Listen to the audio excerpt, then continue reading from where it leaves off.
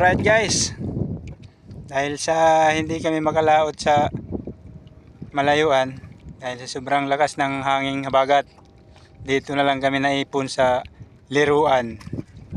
Ayan. Sabi ng mahiwagang lugar. Dito malalaman kung sino talagang magaling. Okay. Kasama namin ngayon si Jokno. Yan ang Bagong pick up yan. pinakabago naming Kasama. kasama.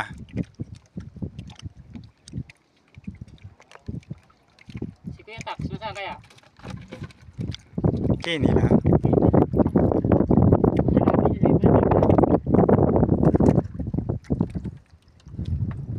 Ganda. Tax.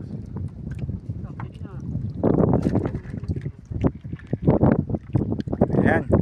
Si Boy Jokno nakahuli na naman. Ako, talagang napakagaling nito. Magaan ang kamay.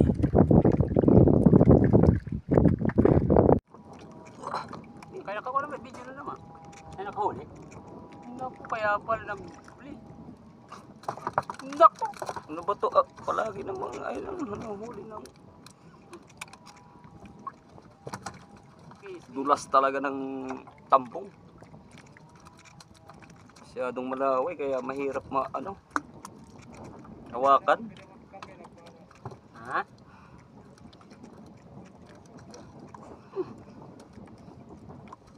Ito nga paano ka alo? Iba. Bakit kilala?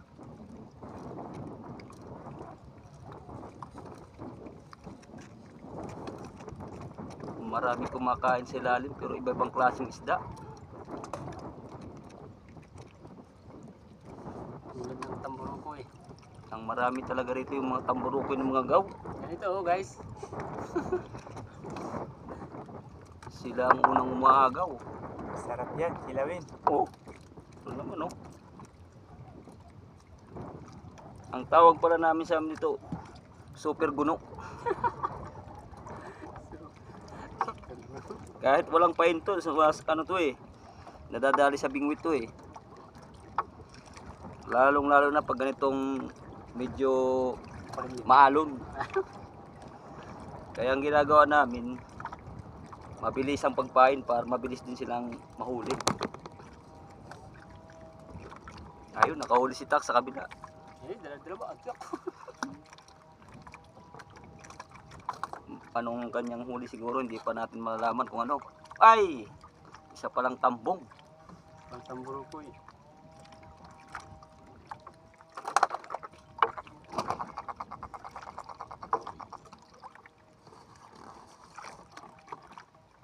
Napakarami guys ng mga kasama natin ngayon dahil nag-aabang ng dadaan na isda.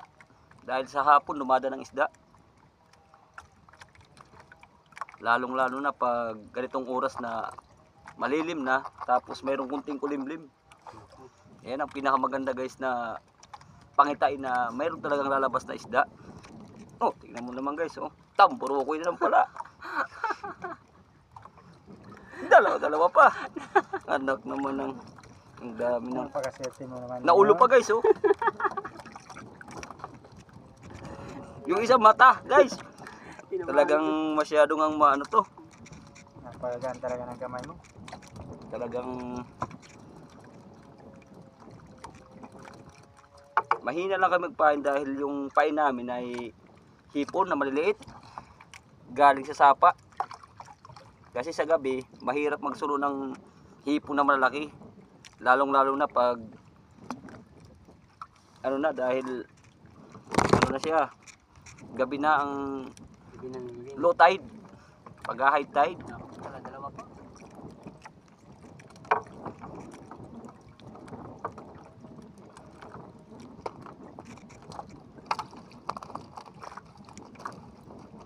Ang dami sa ilalim kumakain pero yung mga ano lang. Guno.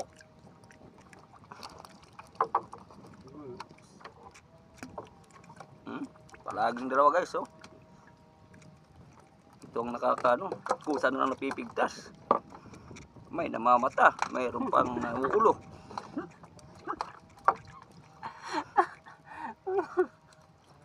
Cut. Cut. Nandito naman tayo guys, nakahuli. Hindi masyadong kalaliman pero mayroong isda. Okay. Pakita mo.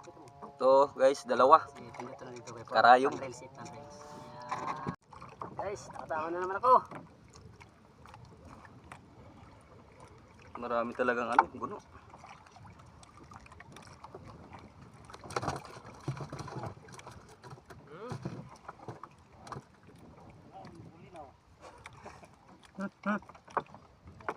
Sa karayom.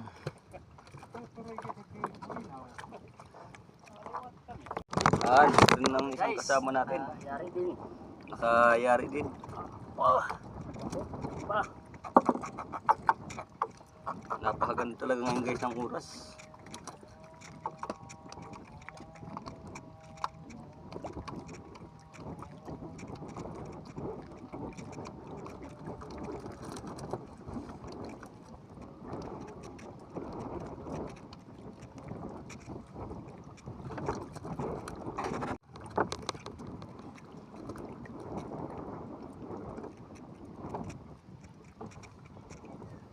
Ito naman guys, mayroon namang huli. Tama na naman. Tumama naman si Bujokno. Nako. Talaga si Bujokno talaga. Swerte lang guys kasi magandang oras saka magandang pain. Mga isang oras pa guys siguro mapupuno na yung lalagyan namin. Iba lang yung sinasabi nilang guno at iba lang din yung sinasabi nilang amburukoy.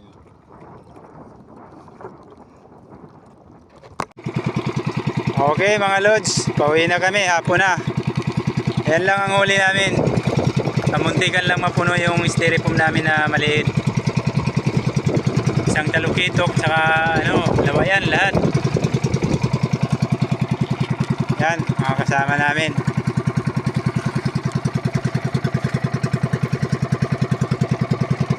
Yan, Tio, si Bujokno. yung bagong kasama namin, si Boy Jokno.